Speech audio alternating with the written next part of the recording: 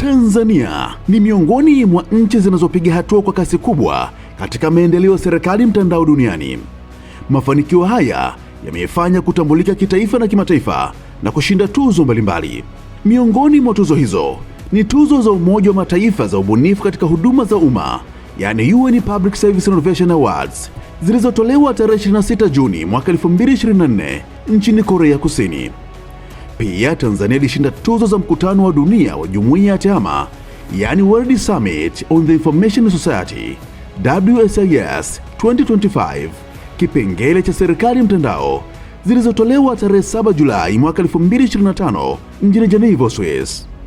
Mbali na tuzo hizi, ripoti ya Benki ya Dunia ya ukomavu wa matumizi ya teknolojia duniani katika utoaji wa huduma za serikali na ushirikishwaji wa wananchi, yani GovTech Maturity Index GTMI ya mwaka 2025 imetambua Tanzania kama moja ya nchi zinazokuwa kwa kasi katika matumizi ya TEHAMA serikalini.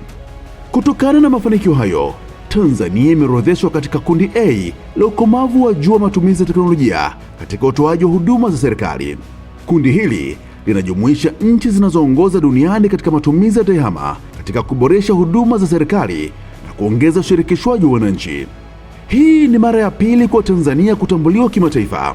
Mwaka 2022, Tanzania ilipanda kutoka nafasi ya 90 mwaka 2021 hadi nafasi ya 26 kati ya nchi 198 duniani na kuwa miongoni mwa vinara wa GovTech barani Afrika.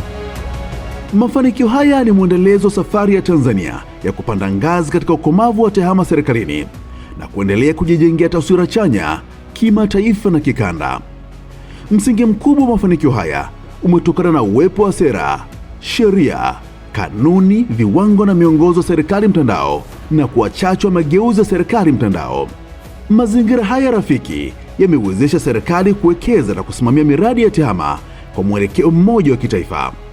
Aidha, utoaji wa huduma za serikali kwa njia ya mtandao, yani Public Service Delivery, kupitia mifumo mbalimbali ikiwemo mfumo wa malipo serikalini GEPG, mfumo wa kitaifa wa manunuzi kwa njia ya kielektroniki NeST, mfumo wa anwani za makazi NaPA na mifumo ya huduma za serikali za mitaa TAUSI, imeongeza upatikanaji wa huduma kwa wananchi kwa ufanisi na kwa gharama nafuu. Katika kuimarisha ushirikishwaji wa wananchi kidigitali, mfumo wa e-mrejesho umekuwa ni nyenzo muhimu inayounganisha wananchi na serikali kwa kuwezesha utoaji wa maoni, malalamiko, ushauri na pongezi pamoja na kupata mrejesho kwa wakati.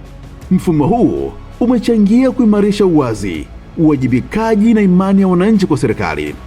Aidha, serikali imeendelea kuwekeza katika mifumo mikuu ya serikali, yani core government systems, ikiwemo mifumo ya usimamizi wa rasilimali watu kama mfumo wa taarifa za watumishi na mishahara, Human Capital Information Management System HCMIS, mifumo ya ajira, yani ajira poto, pamoja na mifumo ya kuunganisha na kubadilishana taarifa kati ya taasisi za umma.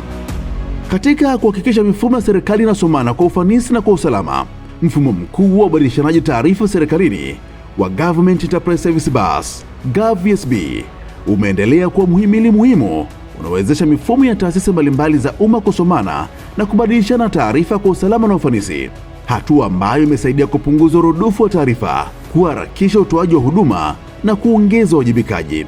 Kwa ujumla, uwepo wa matumizi ya mifumo hii na mingine mingi unaonesha usimamizi mzuri wa rasilimali za TEHAMA serikalini, na ili Tanzania endelee kusonga mbele na kuimarisha nafasi yake ya kitaifa na kimataifa katika serikali mtandao, Mamlaka ya Serikali Mtandao IGA inazikumbusha taasisi zote za umma kuzingatia kikamilifu sheria, kanuni, viwango na miongozo ya serikali mtandao. Na katika kufanikisha azma hiyo, IGA itaendelea kushirikiana na wadau mbalimbali ili kuimarisha jitihada za ujenzi wa serikali mtandao. Karibu tuijenge serikali kidigitali.